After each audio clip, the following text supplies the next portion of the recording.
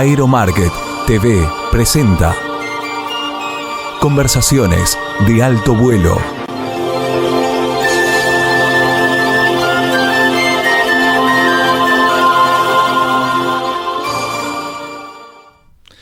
Hola, gracias por estar ahí. Hace una semana aproximadamente, en realidad el lunes, este mismo lunes, recibí una carta o documento por una investigación periodística que llevamos a cabo a lo largo de varios años, con documentación oficial, sobre la posesión del hangar de Cata en el aeródromo Morón. La investigación fue larga, con mucho esfuerzo. Durante la época del gobierno anterior no tuvimos respuesta del Estado, ahora sí, y fuimos desenmarañando toda una trama que hoy por hoy está en la justicia, en un pleito entre la Fuerza Aérea y la empresa que ocupa el hangar, porque la Fuerza Aérea quiere recuperar ese hangar que le fue dado después de la quiebra de la empresa Cata. Y bueno, está en ese proceso judicial en un tribunal, lo cual está documentado.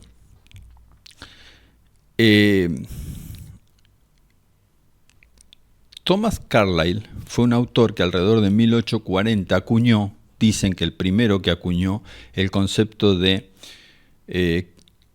cuarto poder para designar al periodismo. Aquellos que pertenecemos a este oficio, muchas veces no nos creemos esta situación de ser el cuarto poder. Debe haber periodismo que es cuarto poder, debe haber periodismo, y lo hay, independiente, en el caso de Aeromarket, que es un medio pequeño, específico, orientado y apasionado con la profesión del periodismo y la aviación, que no nos sentimos cuarto poder, lo cual no disminuye nuestra vocación por informar, por dar a conocer a nuestros semejantes, a nuestros conciudadanos, aquello que vamos indagando, vamos descubriendo en nuestra labor diaria, nuestra labor cotidiana. Esto, en el caso particular de Aeromarket y en el mío como su director, con una estructura sumamente pequeña, es algo que nos moviliza permanentemente en función de ir descubriendo qué cosas son las que traban el desarrollo de la aviación civil en nuestro país. Ese sería el leitmotiv de Aeromarket. ¿Qué es lo que traba? ¿Qué es lo que obstruye? ¿Qué es lo que está funcionando de una manera incorrecta y que obstaculiza que la aviación civil crezca? Y esto puede venir de varios lugares. Uno de los peores,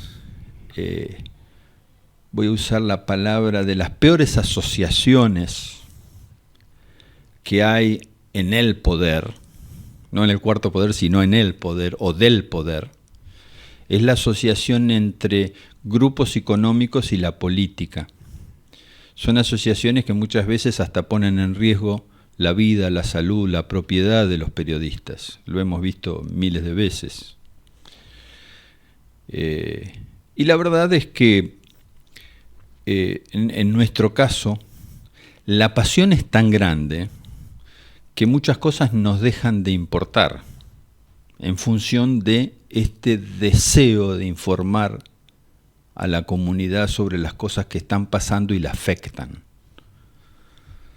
Nosotros, en lo personal, como director, tengo una posición tomada sobre la libertad de mercado, las relaciones interpersonales.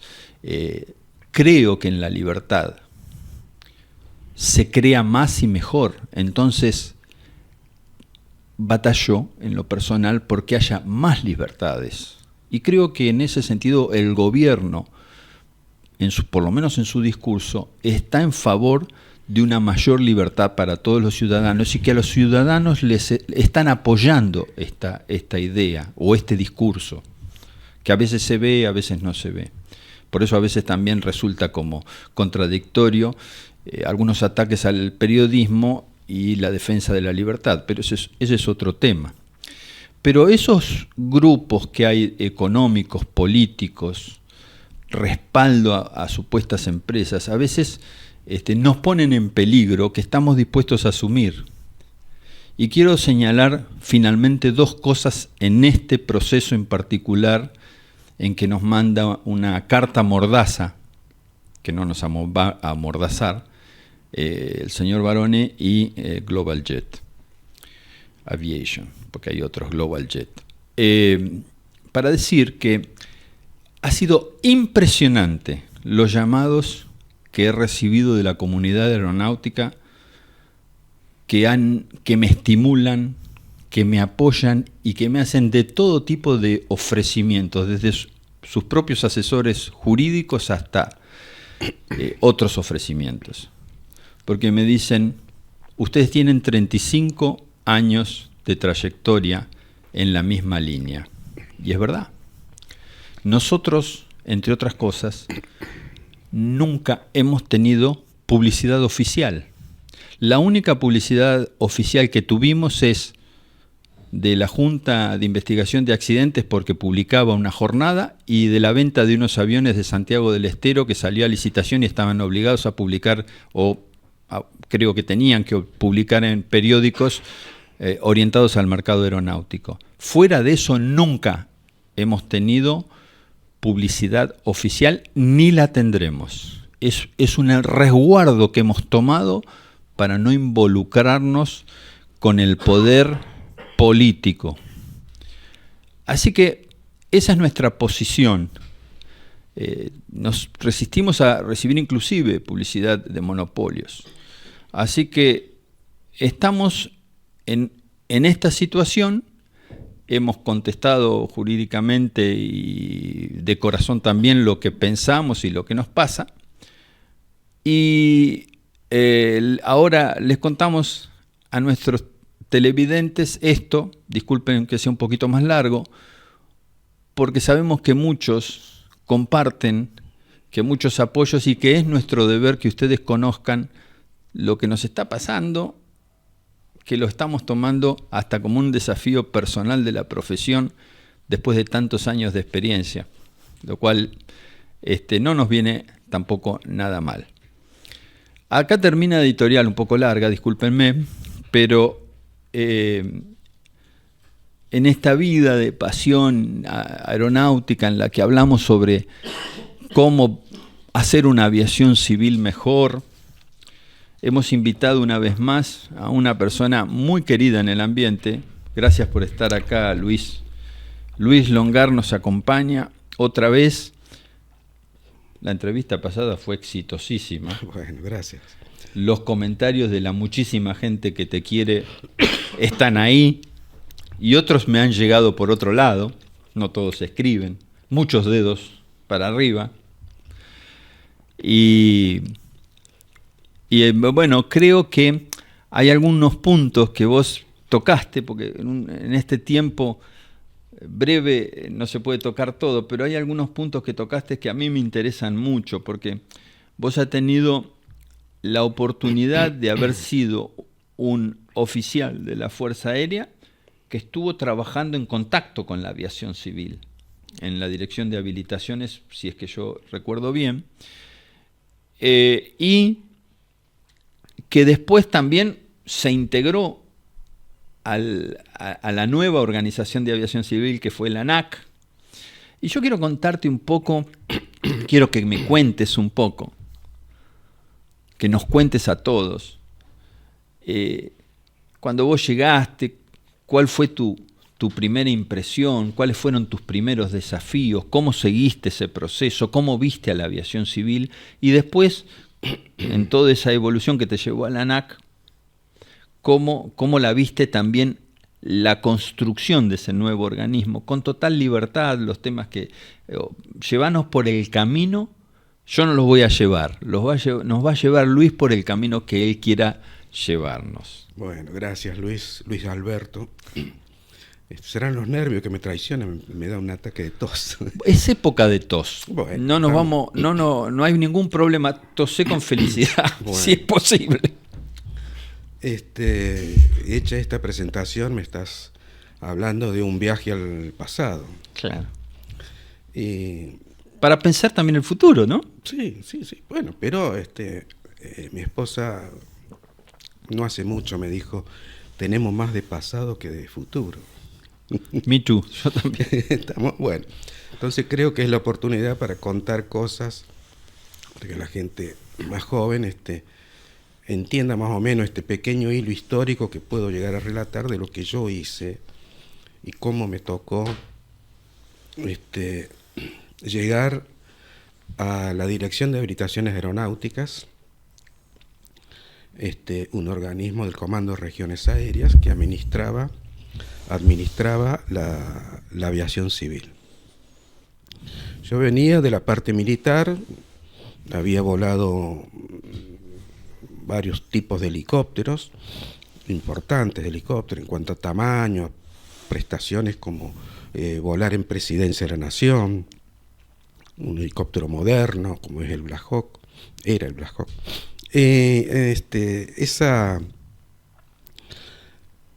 Esa carrera de golpe me sorprende ya como vicecomodoro, una jerarquía importante, y me sale el pase al Comando de Regiones Aéreas. Algo que como militar uno aspira a ir a otros lugares más operativos que tengan que ver con la parte operativa de los helicópteros militares, de Fuerza Aérea propiamente dicho. Y bueno, llego a la Dirección de Habilitaciones Aeronáuticas, me hago las presentaciones formales y había una disputa si iba a tránsito aéreo o si iba a la Dirección de Habilitaciones Aeronáuticas. En la Dirección de Habilitaciones Aeronáuticas el director me conocía porque habíamos trabajado juntos en una campaña antártica en el COCOANTAR, Comando Conjunto Antártico, a bordo del rompehielos Iriza. Yo era jefe de componente y él era jefe de operación. Entonces, ese trabajo, nos conocimos, él sabía cómo trabajaba yo lo conocía también, entonces era uno de los que... Y por el otro lado, Dirección de Habilitaciones Aeronáuticas, estaba el comodoro de Lepiane, papá de Lepiane, héroe de Malvinas, hermano mayor, que había tenido un trato con él directamente, que yo había trabajado en la Jefatura 3 del Estado Mayor General de la Fuerza Aérea, un lugar donde se hacían todo tipo de planificaciones. El área que yo tenía era convenios bilaterales, convenios con otras fuerzas aéreas de otros países y demás. Entonces había que planificar todo.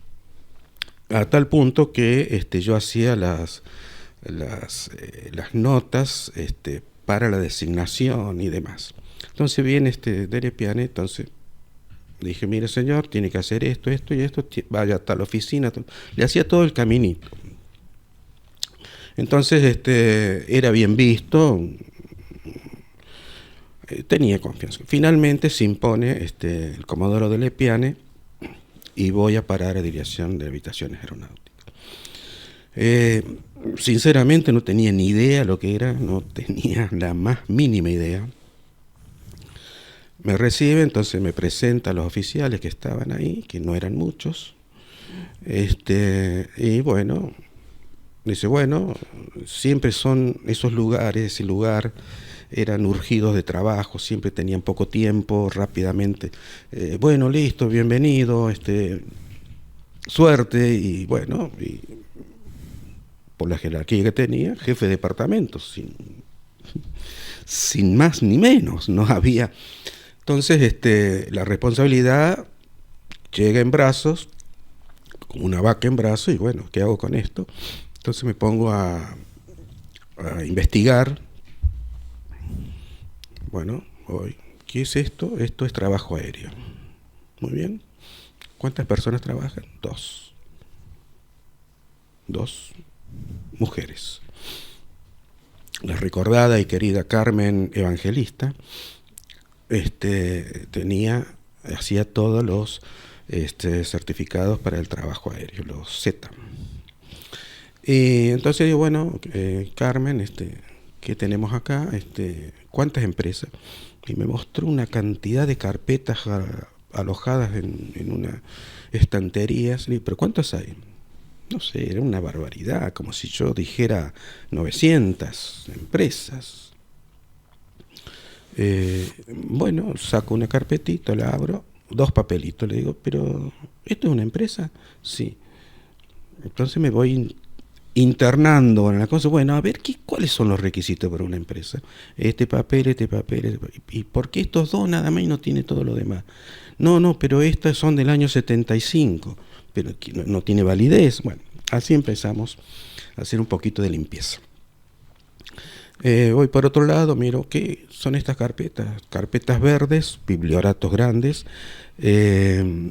transporte aéreo regular. ¿Con qué se come eso? Y estas otras, no regular. Bueno, ¿cuál es la diferencia entre uno y otro? Bueno, me explican la diferencia. Bueno, perfecto, ya sí voy. En la parte de licencia del personal,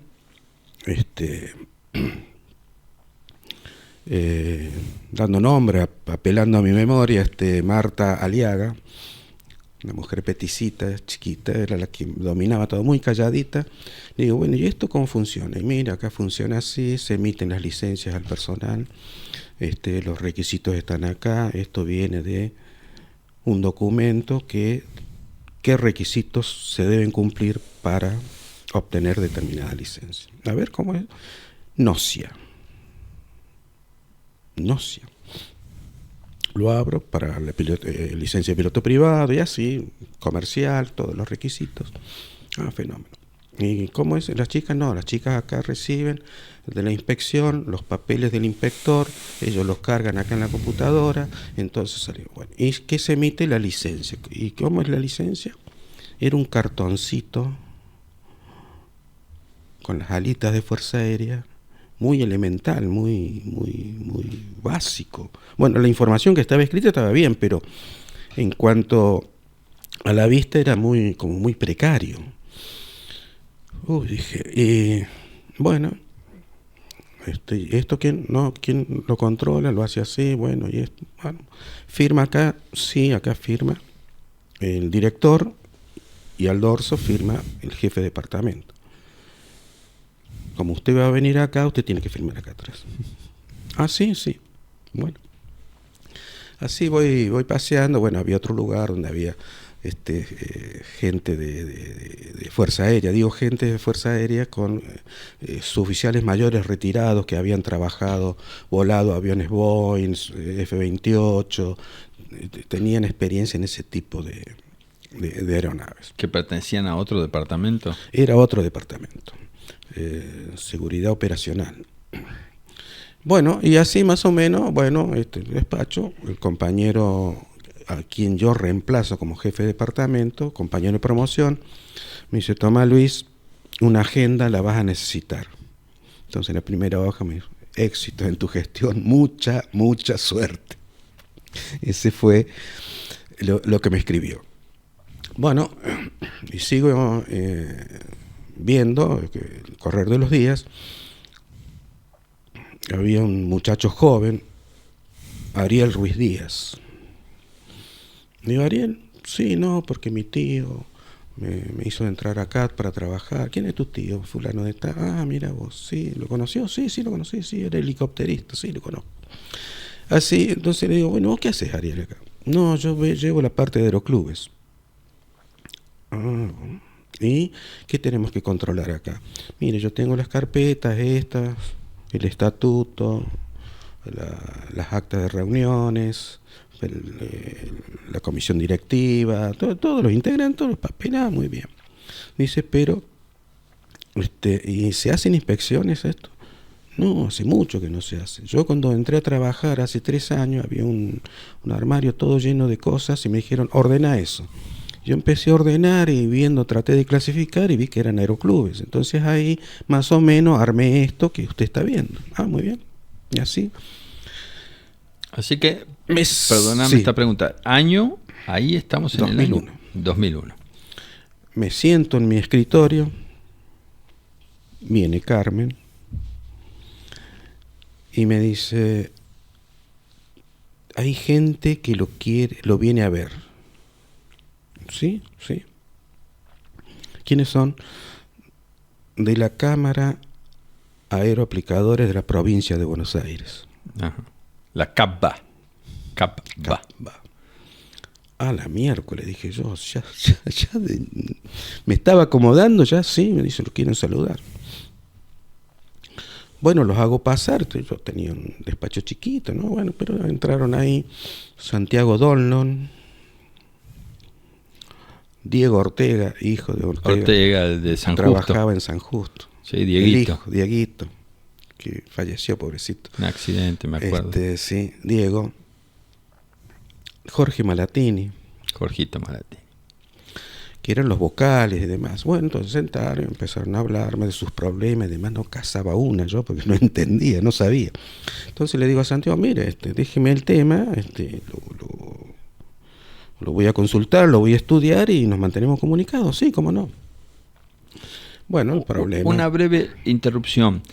Vos ya en tu vida militar, por la razón operativa del helicóptero y que siempre estamos en emergencias y en cosas, tenías tu contacto con la civilidad y en el sentido de ver a los civiles y de tener un buen trato. Sí, porque ellos venían al helicóptero, cuando aterrizó en el helicóptero, llaman la atención, venían a ver, charlar, cosas, preguntas del helicóptero, pero nunca meterme en la problemática. No, para nada. Así que los muchachos de la CAPBA, bueno, fueron los primeros. Y entonces, inmediatamente después de eso viene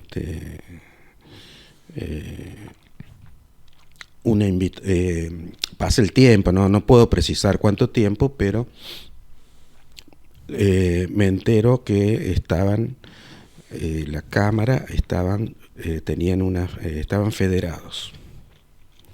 FEARCA. En FEARCA. Que recién comenzaba. Entonces, y bueno, lo conozco a Cacho Aleman de Villa María, que era aeroaplicador, que había sido uno de los ideólogos de la Cámara de la provincia de Córdoba, porque entre ellos había problemas de territorio. Yo trabajo en Córdoba porque va a venir uno de otra provincia a trabajar acá. Había ese tipo de conflictos. Cacho Aleman, bueno, me instruyó en qué era eso, porque él había sido el ideólogo. Y inmediatamente llega una invitación al comandante de regiones aéreas para participar de una reunión de los aeroaplicadores. Reunión... como un congreso de aeroaplicadores nacionales, porque después estaba la latinoamericana del Mercosur. Que se hace la semana que viene en la rural, Congreso Mercosur de Aviación Agrícola. Entonces, bueno, me invitan al comandante, y el comandante pasa la invitación al director, dice, yo no voy, anda vos, me dice. A Venado Tuerto. Llego, conozco a los representantes de las otras cámaras y había una mujer ahí que tenía mucho ímpetu, y tiraba todos los problemas de golpe. Digo, tranquila, vamos por parte, para sacar en limpio algo. Bueno, cosa que esta reunión de ellos terminaba con una cena. Y yo me había anticipado, porque Ariel Ruiz Díaz, el chico que estaba con la parte de aeroclubes, cuando abrieron los armarios, le digo, ¿qué hacen todo eso? Eran unos copones grandes, cristal tallado, comando de regiones aéreas, dirección de orientaciones aeronáuticas. No, esos fueron unos presentes que se realizaron el año pasado, pero fue algo acá para despedir el año, entonces los que se iban les regalaban un copón de esos de cristal y una cajita. Le digo, bueno, llévalo a la oficina mía. Y antes de irme a Venado Tuerto, me llevé esos copones. No voy a hacer cosa que, como yo no sabía cómo era la dinámica de esta reunión y que finalizaba en una cena, por las dudas lo llevé en el auto. Cuando se hace todo esto, justamente había una despedida de que ya dejaban de hacer tareas de aeroaplicador. Juan Verón, Luis Jordana, Luisito Jordana, Gunther Schuster, que estuvo por acá hace unos. Gunther Schuster, y otros, finalmente dicen, el director ya era brigadier ahí más o menos, quiere hacer unas palabras, sí, le digo, ¿cómo no? Entonces le dije que que en estos poquitos meses que llevaba 2 meses recién, 3 meses, he notado el espíritu que tenían ellos para hacer este trabajo tan importante para el campo, y cómo había ido evolucionando esto, y tenían un largo camino por delante para... Y le dije, yo fui educado, estoy haciendo memoria de lo que dije, para defender la soberanía del espacio aéreo, militarmente. Pero viéndolos a ustedes no me cabe ninguna duda que volando un Lima Víctor también se defiende la soberanía. Entonces les gustó, entonces después dijo, tengo un regalito para los que... Le regalé el copón, entonces... Ya a estos próceres que se retiraban. A estos próceres. Después tuve el gusto de conocer otros próceres. Ya empecé a ir a los aeroclubes, a hacer visitas, tipo visita-inspección, para conocerlo. Vi qué cosas tenían los aeroclubes, qué les faltaban. Vi que había mucha pobreza y que entendía que con la cuota de socio no vuela nadie, que necesitaban otro tipo de... Entonces me entero de que había un subsidio, que era subsidiado, pero que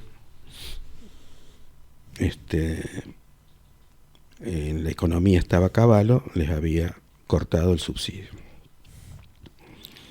Entonces, tenemos que pelearla, Comodoro, por favor, haga algo. Y le digo, sí, algo voy a hacer. Entonces, vuelvo a mi despacho, inicio un expediente, pidiendo que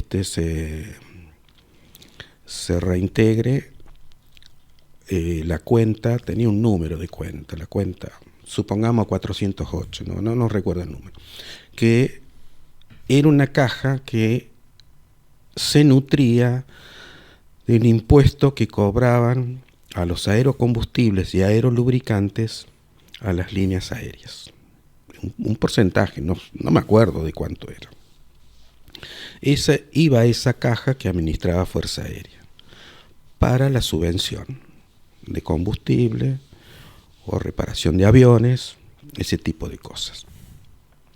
Incluso era la caja que nutría cuando Fuerza Aérea hacía esas entregas bastante importantes de aviones, por ejemplo los 100 Tomahawk, y de ahí para atrás otros tipos de aviones, sí. Pero dicen que ese fondo salía de ahí. Entonces yo hago el expediente, inicio el expediente, voy a Economía del Comando de Regiones Aéreas, un compañero mío contable, le digo, explícame cuánto se ingresaba acá. Y aproximadamente, dice, eso es variable, no era un monto fijo por año, porque eso depende, dice, pero podemos hablar de $8 millones. Claro. ¿Te quedas corto o te quedas largo? Le digo. Y no sé, porque es variable eso. Bueno, entonces inicié el expediente, caminó el expediente, porque hice una comparación de cómo era la subvención, una ley ya de los primeros años, 1937 creo que fue el primero que pidieron y se fue otorgada la subvención, bueno, y así sucesivamente. Entonces contestó una tercera línea del Ministerio de Economía diciendo que era una decisión ya tomada, que no moleste más. Bueno, lo hice, aparte les compartí la nota a las cámaras diciendo esto es lo que pedí, esto es lo que contestaron, o sea que para que vieran de que yo estaba haciendo cosas, porque no era decir sí, y después no hacía nada. Y así conocí en ese sentido a Víctor Mariñas, el papá de Sergio Mariñas, que hace acrobacia. Víctor me dice, yo pensaba que era un burócrata más. Me dice, no, le digo, es mi trabajo, tengo que hacerlo. Le digo, yo voy, busco cuál es la misión, tarea más propósito, y voy para adelante. No tengo mucho que inventar en esto. Le digo, aparte me apoya un montón de gente, por eso los estoy nombrando. Martita Aliaga, Carmen Evangelista, que ellos realmente me veían. Ahora, vos me estás contando un problema que tiene que ver con la financiación de entidades aerodeportivas, Claro. que no son solamente o no eran solamente entidades aerodeportivas, sino también centros de formación en muchos casos, de pilotos, es decir, semilleros. Ahora bien, vos por otro lado, si estabas también con las licencias, ¿no? Hoy tenemos un problema que se arrastra desde antes que vos llegaras a ese lugar, que es el tema comercial de primera y comercial, ¿no? Que es una cosa que no existe en otras partes del mundo. Sobre esos tipos de temas, ¿cómo pudiste trabajar? ¿Los observaste? ¿Fuiste formando una idea? Porque después también estuviste en la ANAC, o sea, que este fue tu comienzo de contacto con la vida civil y después se prorrogó durante mucho tiempo. Sí, por supuesto, pero... Voy a hacer una cosa. Te voy a pedir, vamos a ir a una pequeña pausa, de algo hay que vivir, y por suerte hay muchos amigos que nos ayudan. Vamos a vender un poco unos productos y vamos y volvemos y me contestás esto, sí, si querés, por el camino que vos quieras. Y siempre decimos lo mismo, ¿no? Gracias a Marcelo Muñoz, que nos ayuda en la edición, a Luciana, que también nos acompaña desde la dirección y hace muy bien su trabajo. Ayudarnos con los comentarios, los likes, como siempre. Invita a otros a suscribirse y nos vamos a la pausa. Son medio minuto.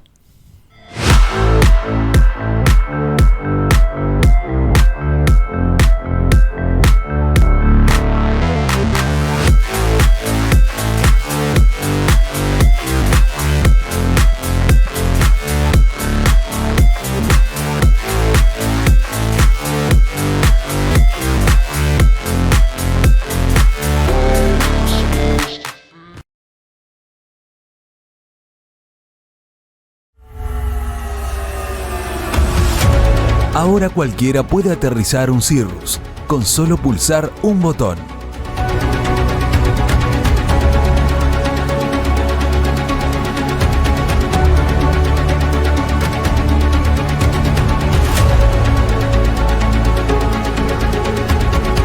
Luego del aterrizaje, hay que esperar a que la hélice se detenga y salir.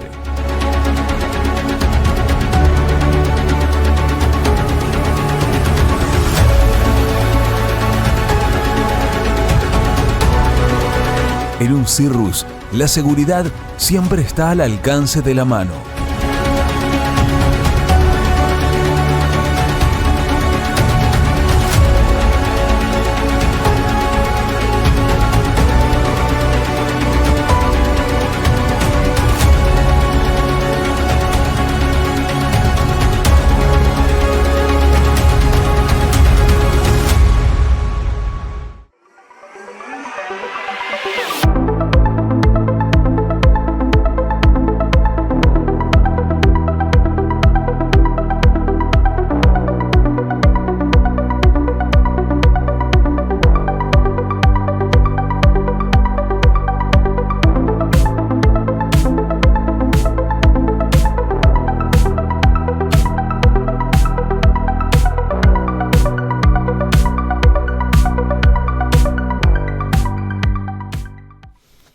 algo más de, no sé, 1 minuto y medio más o menos lo que te entretuvimos con buenos productos y buenas empresas.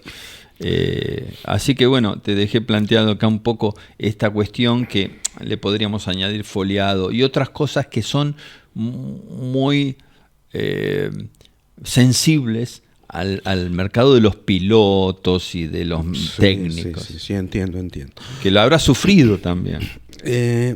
Ese conocimiento que tuve con los aeroaplicadores me llevó a conocer las diferentes cámaras de las provincias que se dedicaban a esta actividad. Entonces, uno de los planteos que me pedían solución inmediata era algo que estaba escrito en el NOCIA. El NOCIA no sé quién lo escribió. Anterior al NOCIA sé que era un RAC 23 que era netamente militar por el formato, por la nomenclatura que tenía. Pero el NOCIA no sé qué quería decir, pero se usaba el NOCIA como el documento válido. En ese documento decía que para obtener la licencia de aeroaplicador debía tener estudios primarios, entre otras cosas. Y una vez tenía una parte teórica y una parte práctica de vuelo. ¿Qué tenía esta gente? Se quejaba porque el NOCIA decía que la licencia de aeroaplicador lo limitaban con la potencia del motor, hasta 450 caballos. Yo recién estaba conociendo el terreno. Que eran los Grumman. Y ya había Air Tractor con turbina. Claro. Entonces digo, no, sí, se lo voy a solucionar. Bueno, esto no hay problema. Bueno, entonces yo hago un poquito de historia y digo, pero ¿por qué pedí estudio primario?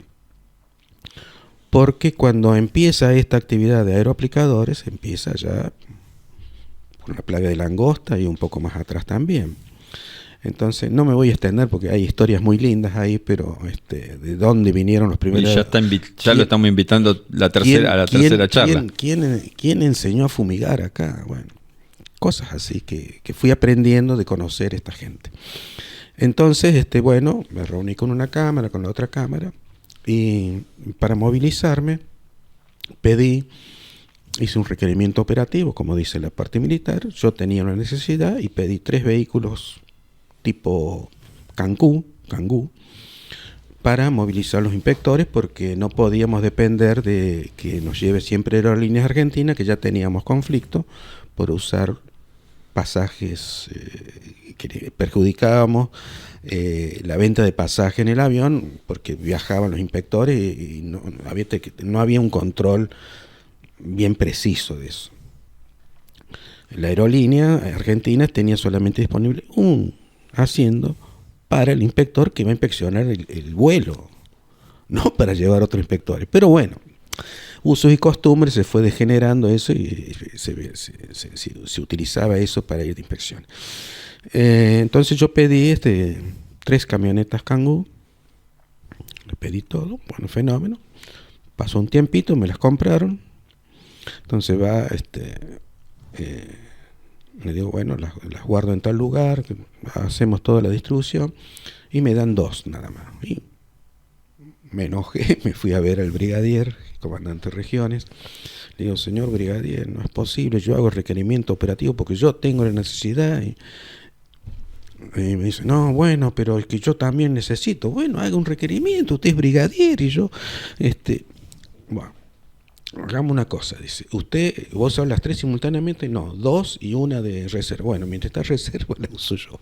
Llegamos a parece una pavada el vehículo, pero yo conseguí de esa manera hacer los equipos de inspectores que fueran a visitar todas estas empresas de trabajo aéreo, a recoger había denuncias. También nos encaraban mucho por el tema de los que hacían clandestinos. Bueno, todo eso lo fui solucionando de a poco. Esa licencia no existe en otros países, únicamente acá. En otros países se trabaja con la comercial y la habilitación para hacer esa actividad de aeroaplicador. Se actualiza. Que debe ser una habilitación. Es una habilitación, se trabaja con la comercial. No una licencia, digamos. No una licencia como es acá. Claro. Bueno, entonces yo me voy, hay un decreto ley que todavía está vigente, no me acuerdo exactamente el año, pero fue decreto ley firmado por algún presidente de facto. Dicho esto, no conozco el antecedente anterior decía, el Estado argentino reconocerá y otorgará la siguiente licencia: piloto privado de avión, piloto privado de ligado, así toda la discriminación, y ahí estaba, comercial de primera. Entonces, cuando se habló, me preguntaste, comercial de primera, yo recuerdo que entre los jefes de departamento se habló esto en alguna reunión, entonces decía, bueno, se hace un expediente, se le pide, se hace un nuevo decreto, ley, para decir el Estado argentino reconoce esto y se saca, no hay problema. Yo lo veo así de sencillo. Y nunca lo quisieron hacer, nunca, porque hubo, si mal no recuerdo, en la inspección, auditoría que nos hizo la FAA en el 2001, a la FAA le pareció interesante, no dijeron correcto, interesante que tuvieran, antes de llegar a la TLA, una licencia que sirva como de filtro, o lo dijeron los inspectores, no sé en qué sentido, pero no dijeron que lo reconocían. Me pareció interesante. Agarrándose eso, nadie movió nada para... Porque la OASI, por el contrario, dijo que no.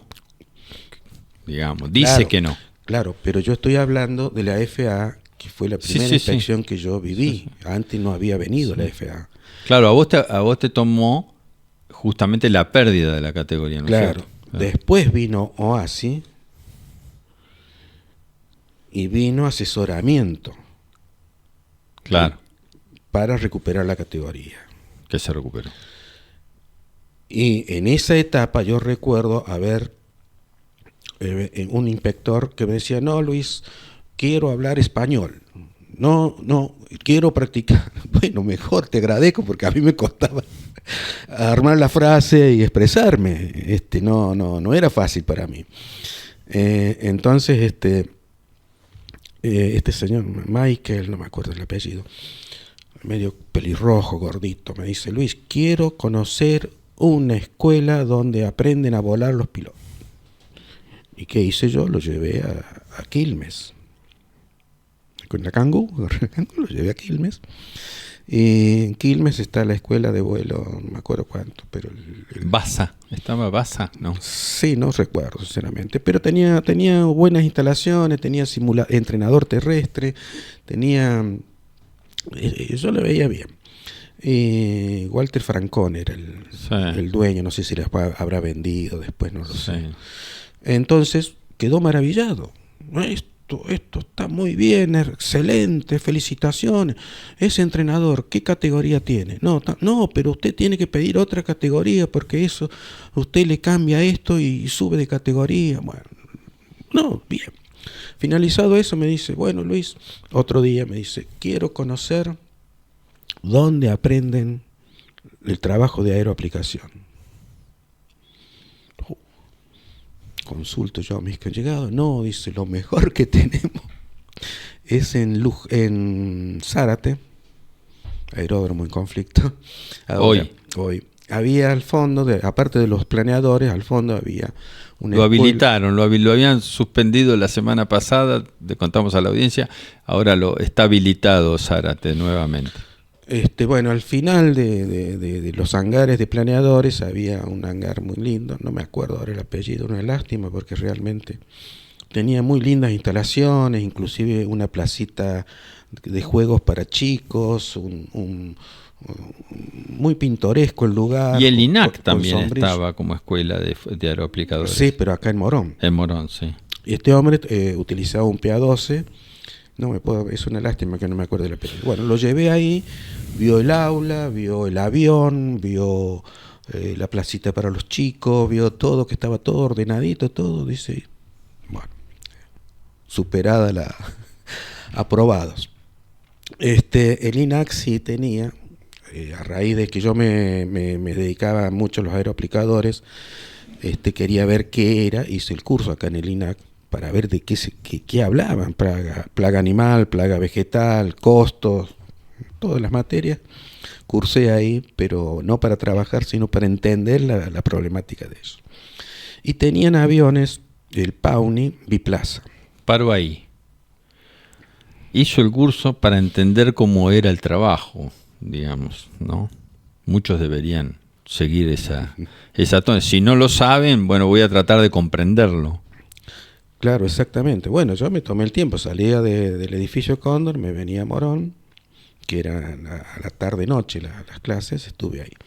Y ahí tuve grandes asesores, porque eran inspectores de aeroaplicación, Carlos Sorreguieta y Hipólito Molina Carranza. Sabían, eran aeroaplicadores, habían trabajado, conocían el terreno y demás.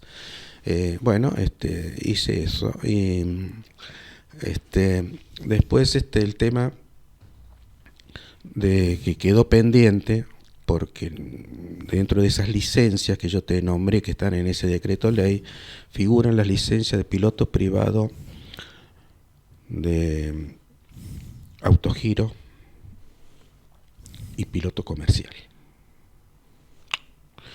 Entonces estuve con Eduardo País, de allá de Pergamino, que vuela un montón de cosas, entre ellos estos autogiros. Y entonces Gustavo Brea era fanático de este dispositivo. Entonces le dije, bueno, Gato, dame una mano, hacemos un programa, hacemos esto, pero no tenemos biplaza para que rindan. Y bueno, eso quedó ahí como un pendiente, que es una pena porque han evolucionado mucho estos aparatos. Hermoso, sí. Y deberían tener la licencia. El hecho de extender la licencia, esos cartoncitos, era un trabajo terrible porque yo tenía que controlar, firmar atrás y llevarle al director la tarjetita de la licencia junto con todo su legajo, el legajo de ese piloto. Eso yo cuando me hice cargo, pasé por donde archivaban los legajos y me horroricé porque no tenía seguridad. Yo digo, pero no, ¿dónde se apaga la luz? Ah, no se apaga nunca. ¿Cómo que no se apaga nunca?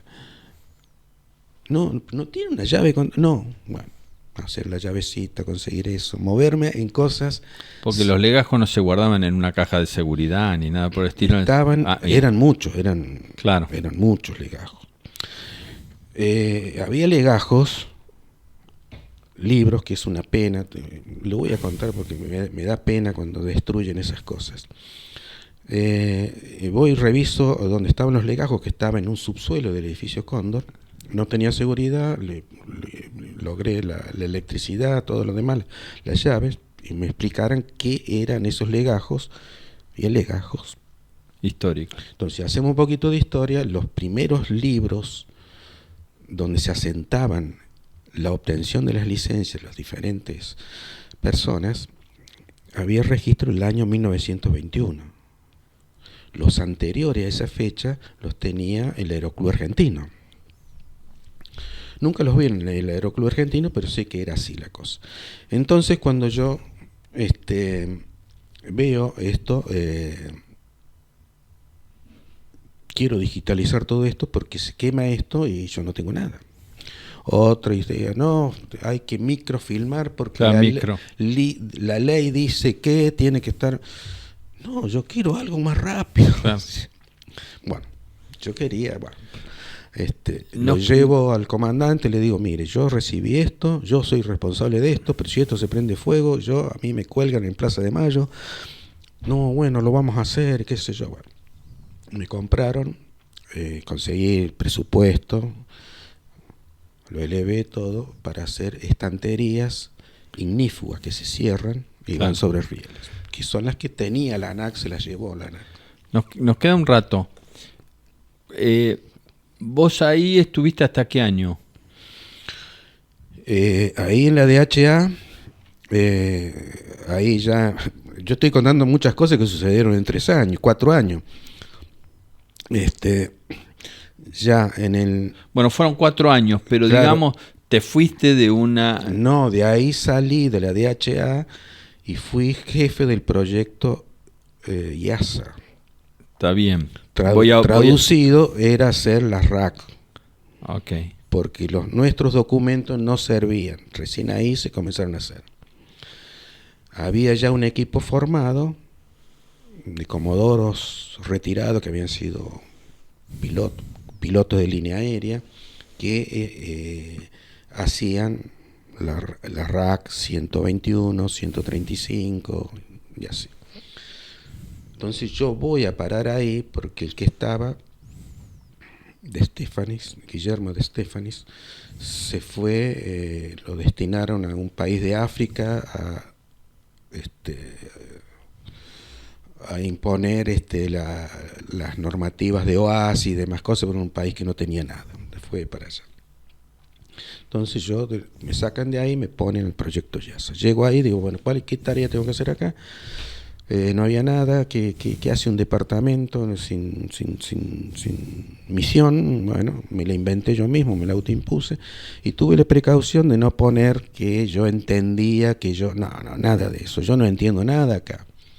Me ponen un representante de tránsito aéreo, un representante con poder de decisión. Entonces, vamos a trabajar sobre esta normativa y en qué lugar hay algún tipo de conexión, para que no se altere. Si acá yo escribo algo que no se contradiga con lo que está escrito en otro capítulo o en otro documento. Una armonía, que es una armonía normativa. Armonía, claro. Y la otra cosa que pedí, que se revisaran todas las disposiciones, porque a mi criterio las disposiciones eran parches, pero no modificaban la norma. Eran parches y que después era un lío terrible, entonces era más fácil sacar pero nadie hacía después la modificación. De base. Claro. Entonces yo repetía siempre lo mismo, bueno, había muchas objeciones, el documento que había era el NOCE, ya lo dije, el Nestar y el Nestanor, que era 121 y 135. ¿De dónde venían las objeciones? El usuario se quejaba mucho, y sobre todo el querido Paco Falabella, el Turco Alais y Vaca, José Vaca.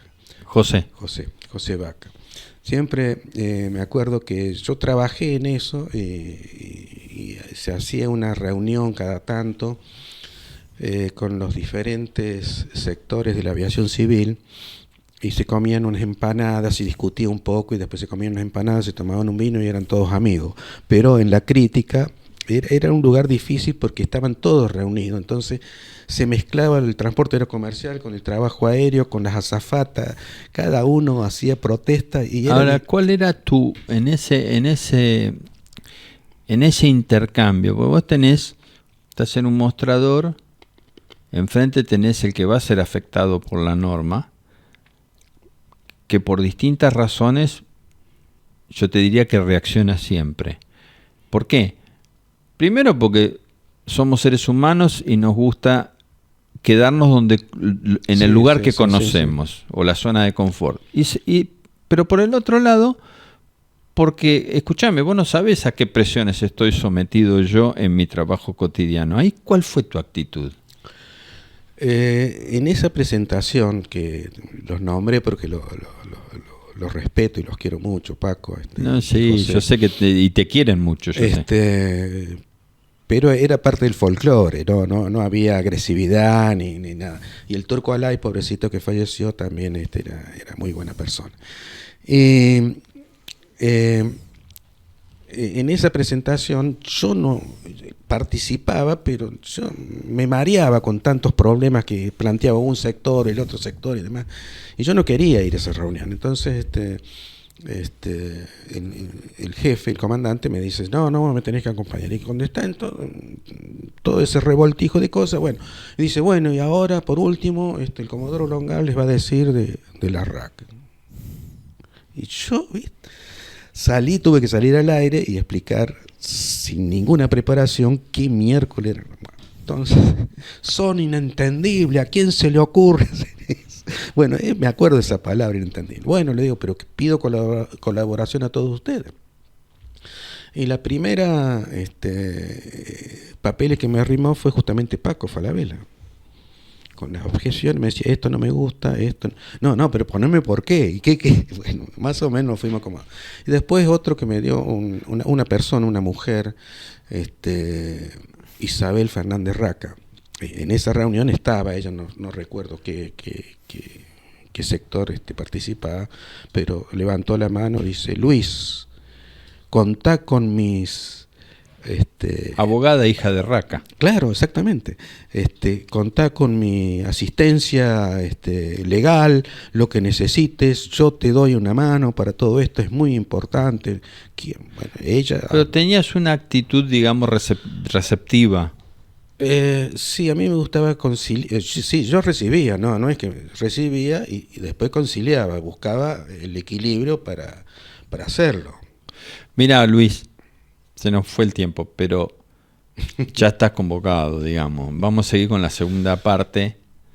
Si Dios quiere, en agosto, y si tenés tiempo y buena voluntad, nos encontramos y me contás un poquito cómo fue la continuidad. Yo creo que nos diste un montón de datos que tienen que ver con la comprensión de los problemas o la voluntad de comprender los problemas o los desafíos.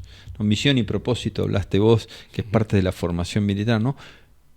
Y a mí me parece muy interesante porque más allá de la disciplina que uno puede tener, está la actitud humana o la madera que uno tiene para decir, acá tengo que conciliar cosas. O sea, se habló de armonización, de escuchar, de discusiones, de visitar, de ir a ver, de hacer un curso. Son todas esas actitudes, yo te felicito por eso, me parece un ejemplo, que has tenido como autoridad aeronáutica o como integrante de la autoridad aeronáutica, y no es una lisonja ni un elogio porque estás presente, sino que lo reconoce la comunidad aeronáutica, y que son como elementos que nos están faltando, pero que hemos tenido y que tenemos que recuperar. Yo te dejo acá y vamos a seguir. ¿Me prometés que seguimos? Sí, con todo gusto. Bueno, se nos fue el tiempo. Yo soy culpable un poco por mi larga editorial. Prometo hacer editoriales más cortas, pero era algo que nos está movilizando positivamente este nuevo desafío de enfrentar a una mordaza. Pero nos estamos viendo el jueves con otro programa de conversaciones. Volvemos a tener pronto a Luis y bueno, esto fue todo por hoy, así que chau.